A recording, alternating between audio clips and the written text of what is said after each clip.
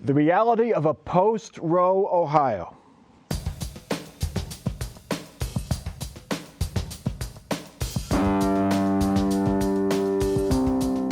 Joining us on Columbus on the Record this week, Anna Staver, State House reporter for the Columbus Dispatch, Terry Casey, Republican strategist, and Joseph Moss of the Ohio Hispanic Coalition. In the week since the Supreme Court's decision to overturn Roe versus Wade and eliminate the right to an abortion, Ohio is already feeling the impact. Planned Parenthood says it has turned away hundreds of women in Ohio seeking abortions because they were beyond the state's new law that bars abortion after the detection of cardiac activity. Some local prosecutors say they will not prosecute doctors who perform abortions. And the ACLU and abortion providers are suing, saying the Ohio Constitution protects the right to an abortion. And Dave, we'll get to the lawsuit in a minute, but just taking a big picture here, stepping back, we kind of knew this was coming because of the leak, but it came and it was kind of still stunning, and now we're getting adjusted to it. There's been big changes in Ohio. Yeah, I mean, the landscape has fundamentally changed. We went from abortions to about 22 weeks gestation, depending, and now it's down to 6. And what people should keep in mind about that is a woman becomes pregnant the first day of her last period. So when you are 4 weeks into your cycle, typically when you'll have your period, you are also 4 weeks pregnant. And so a lot of women, like myself, you might wait a couple days, you might wait a week, and at that point you have maybe 5 or 6 days to make this choice. So, opponents of this law say it is an effective ban on almost all abortion because by the time you're pregnant, you're right up against that deadline. Yeah, at Planned Parenthood, they're open. They are performing abortions, but very few because of that 6-week thing.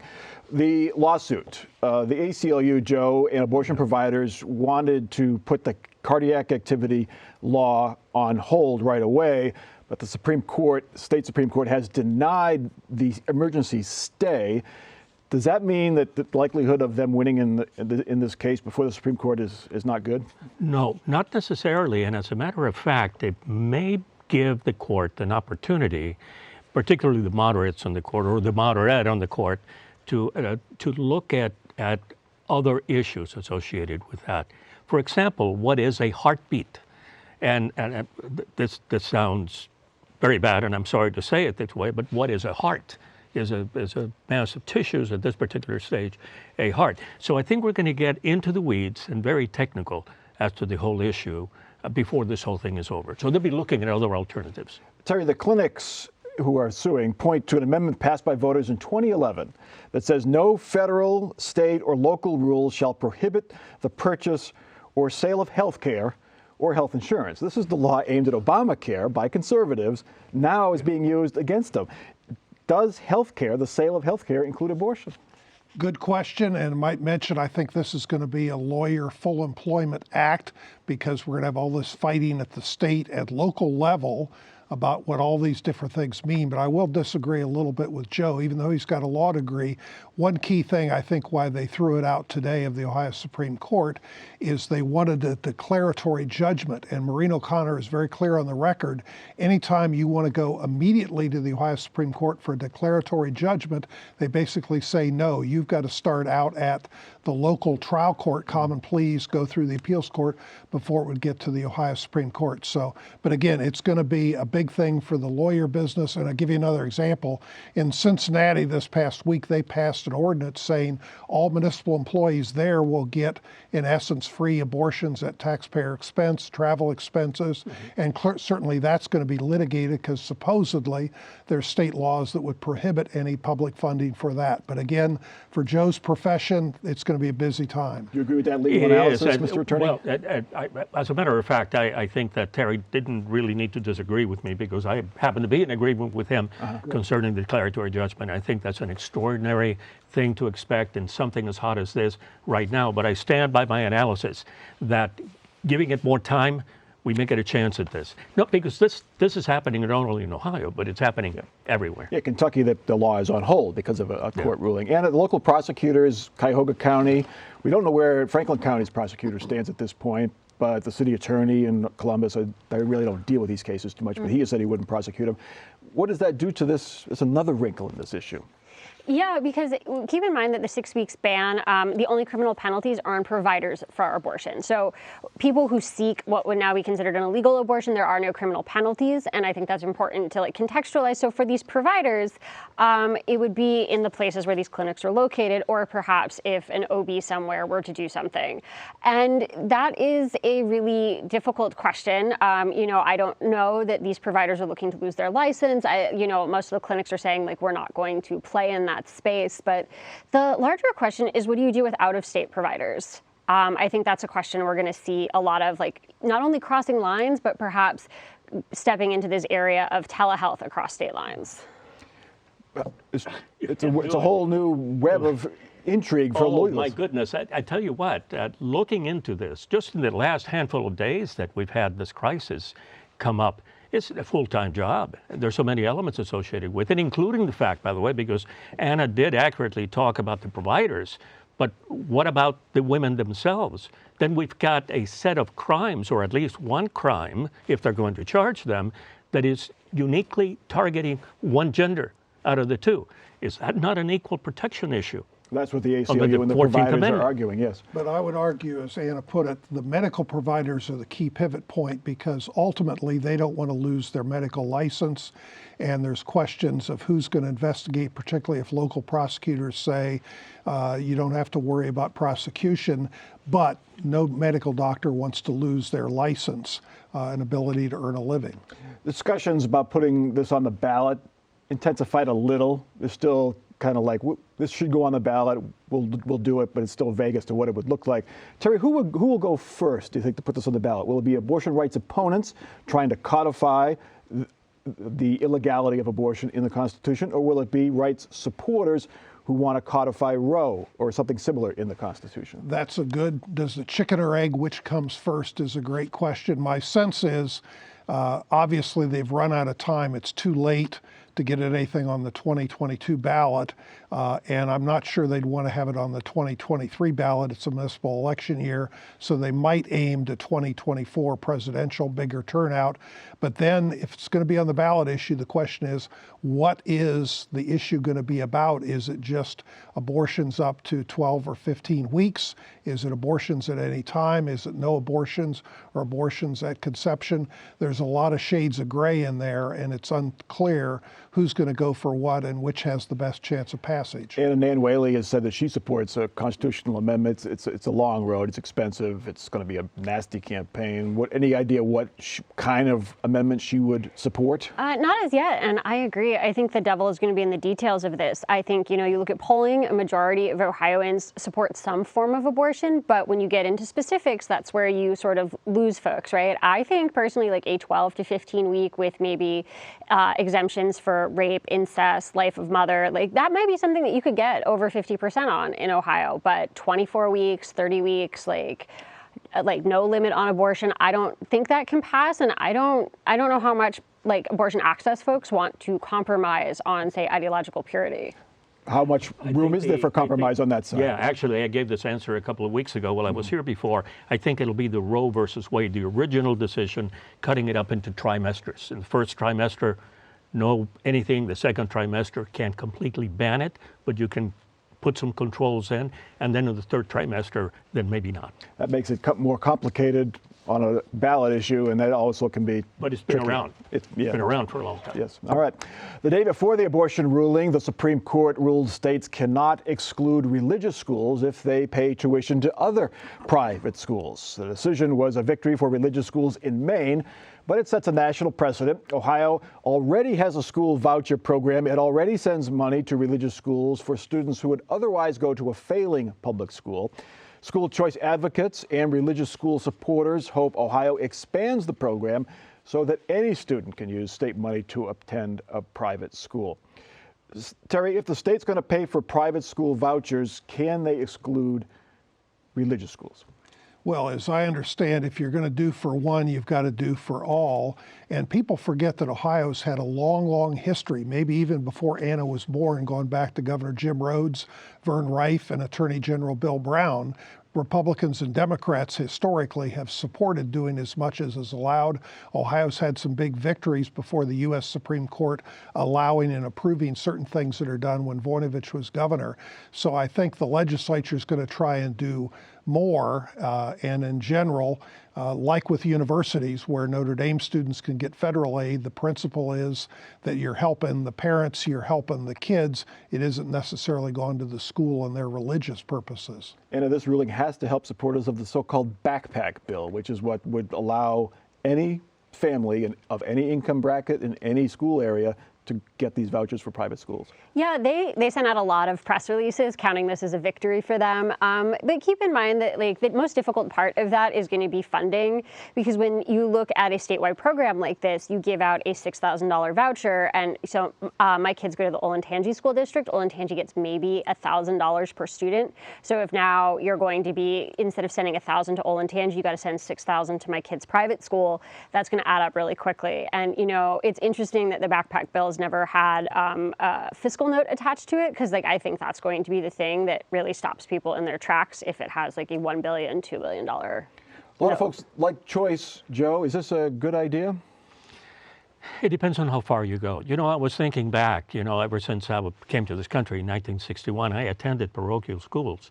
And the rules were very simple. And that's the reason that, Terry is correct, that back then Republicans and Democrats were on the same page, because the rules were clear and it was quite simple. You could provide transportation, you could provide textbooks, but you couldn't provide money if it was going to lead to non-secular education. Problem solved. However, with the advent of vouchers, then things got a little more cloudy. And then in the more modern era, and in fact a more conservative era, people are pushing back against the secularization of society in general and are able to get decisions pushed through the Supreme Court such as this. Terry, is it fair for, let's just pick on a suburb, let's pick on Upper Arlington, affluent school district, affluent suburb, very good school district, an affluent family chooses to send their child to a private school, religious private school or not, should the state be kicking in to help that family? Well, if you're a parent in Upper Arlington and you're sending your kid or kids to Bishop Watterson High School, their view is, on my house, I'm paying a huge amount in property taxes and I'm at least getting a little bit of it back. And I'm also saving the local schools money because I'm paying a much bigger amount to send my kid to Watterson High School as that example. So there's all kind of arguments you could augur what is fair or unfair. But it's part of the realities of public education's expensive. Education's expensive in general. And any talk about an alternate way of funding this? I mean, a long time ago, there was talk of increasing the sales tax to pay for education. How about a private school voucher tax that we could put on the ballot or on the sales tax or whatever?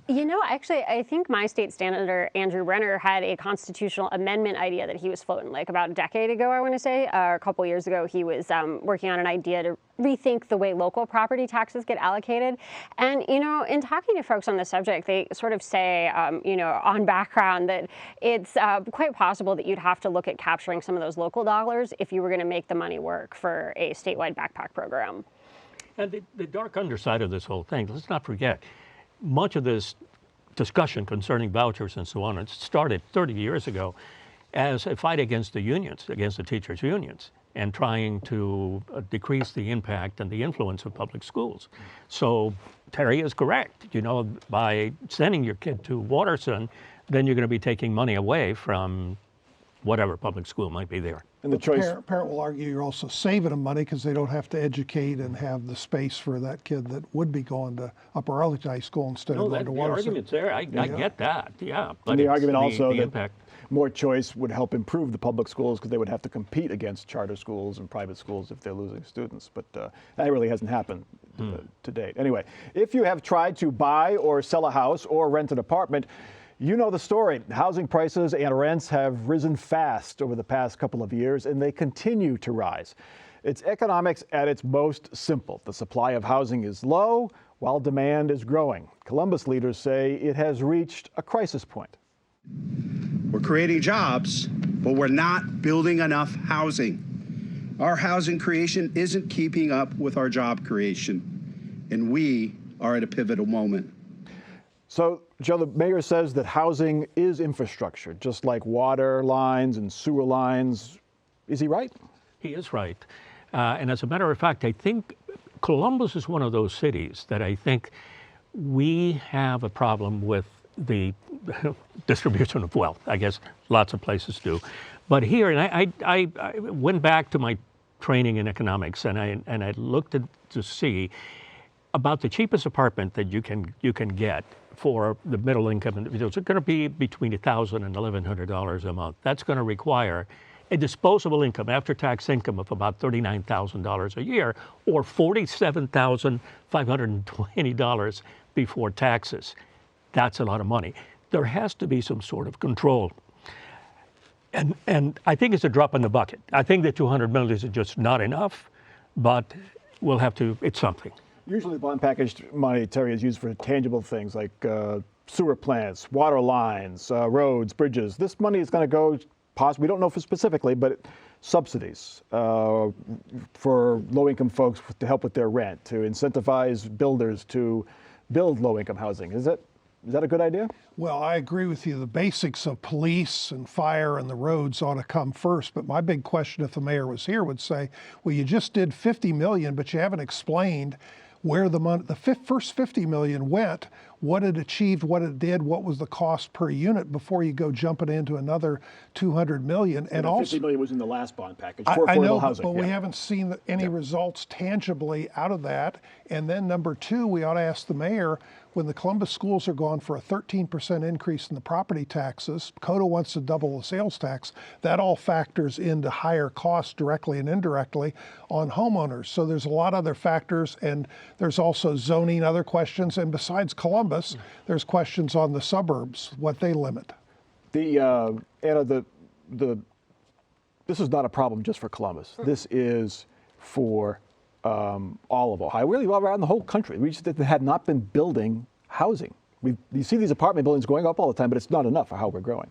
No, and it's a real supply chain issue. I mean, I live up just south of Delaware proper, and I run around my neighborhood, and the amount of houses that have been built there in the last 3 years has been, well, I guess bananas is the only word I can use. But, keep in mind that even some of the Republicans, Senator Bill Blessing has introduced a bill in the legislature that deals with bulk buying. This is where investors come in and buy 100, 200, 300 houses all at once, and then they convert them into rentals for profit, and it makes it harder to buy your first home. So, I think there are arguments on all sides of this issue that it's getting more and more difficult to buy that first house, to get that first leg up when it comes to building wealth. And I think, everyone across the country is kind of having a conversation on how do we fix that? So, Joe, go ahead. This isn't the first place or the only place that is experimenting with something like this.